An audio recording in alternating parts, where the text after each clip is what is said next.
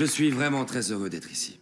Nous avons quelque chose de très spécial à partager avec vous aujourd'hui. Dans Jobs, film de Joshua Michael Stern, sorti en 2013, on découvre Steve Jobs, interprété par Ashton Kutcher. PDG de l'entreprise Apple Computers est sur le point de présenter un tout nouvel objet permettant d'avoir plus de 1000 chansons dans sa poche, le fameux iPod. Il y a encore une petite chose. Je vais vous montrer quelque chose d'incroyable. Quelque chose que personne dans le monde n'a encore jamais vu. Voilà, Johnny, une petite équipe et moi-même avons travaillé vraiment dur sur un projet secret, car il m'arrive de le faire de temps en temps. Alors que l'on a face à nous un homme accompli, dirigeant et propriétaire d'une entreprise valorisée en milliards, on ne peut s'empêcher de remarquer aussi chez ce personnage une certaine fatigue. Bien qu'il soit désormais inutile de présenter Steve Jobs, nous allons remonter dans le temps, plus précisément en 1974, à Portland, là où tout aurait commencé. Now I've been happy lately, thinking about the good things to come. Jobs, réveille-toi, mec, faut te lever. It could be something Je me good lève. has begun. Oh, I've been smiling lately, Je me dreaming lève. about the world as one. Dans cette histoire supposément vraie, Steve revient d'un voyage spirituel en Inde. Après un premier travail au sein de l'entreprise Atari, il va découvrir le potentiel de l'ordinateur personnel. En s'associant avec Steve Wozniak, l'un de ses géniaux collègues, ils vont gagner leur premier dollar en soudant des cartes mères dans le garage de ses parents. Souriez. Merci, maman. Je suis pas à l'aise, là.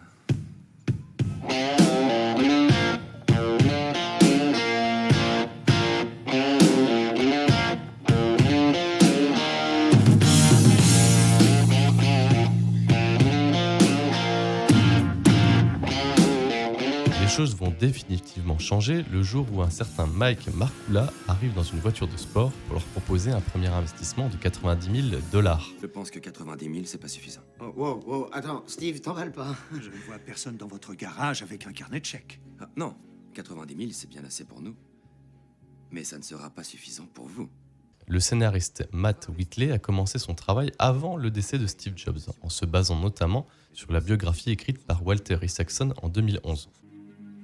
D'accord. C'est bon, ça va, je marche. Lors de la pré-production, une équipe complète était dédiée aux recherches concernant tous les sujets qui touchaient à Steve Jobs de près ou de loin.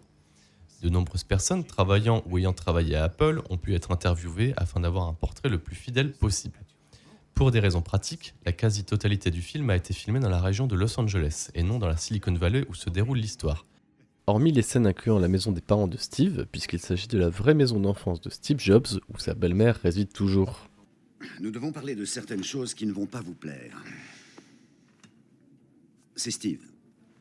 Il est en train de vider les caisses de la société. À cause de ses idées saugrenues, ce n'est plus possible de continuer le projet Lisa.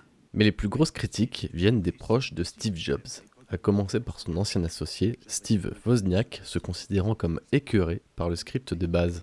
L'avis de celui-ci étant néanmoins à prendre avec des pincettes, étant déjà payé par le studio Sony en tant que consultant sur le film Steve Jobs avec Michael Fassbender. Qu'il ridiculise IBM. Jobs s'est offert une pleine page dans le Wall Street Journal pour narguer le plus gros constructeur d'ordinateurs de la planète. Les avis restent assez divergents concernant les principaux intéressés, certains considérant le film comme fidèle à la réalité et d'autres ne mentionnant celui-ci que comme une jolie fanfiction sur Apple. Allons, Arthur, vous savez très bien pourquoi. Il y a 3 ans, IBM ne s'intéressait pas du tout à l'ordinateur personnel. Et vous les avez vus maintenant, ils nous talonnent. Réfléchissez. C'est déjà fait, Mike. Difficile donc de démêler le vrai du faux tellement les avis peuvent être contradictoires, surtout lorsque ces remarques ne traitent pas des mêmes sujets. Quoi qu'il en soit, Jobs retrace fidèlement bien l'histoire d'Apple dans les grandes lignes en omettant peu de détails. En revanche, si l'histoire de la marque est bien respectée, la fidélité des personnages est quant à elle discutable. En effet, le traitement de Jobs, presque comme un film de super-héros, ne permet pas d'appréhender de manière correcte la personnalité du fondateur de la marque ainsi que les nombreuses divergences avec ses associés. J'en ai rien à foutre de ce que pense le conseil. C'est parce que tu prends trop de temps, tu es trop perfectionniste, alors tu... Ce qu'il voit, c'est qu'il perd des millions avant même que cet ordinateur sorte.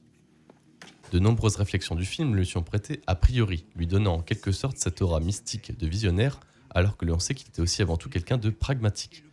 Un film pensé surtout pour les fans de la marque qui prendront un malin plaisir à comparer l'histoire à la fiction. absolument incroyable. Mais pour qui tu te prends?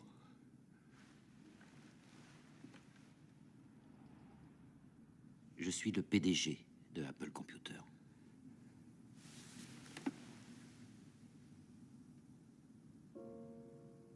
T'engager a été la pire bêtise que j'ai jamais faite de toute ma vie. Steve, c'est dommage d'en arriver là.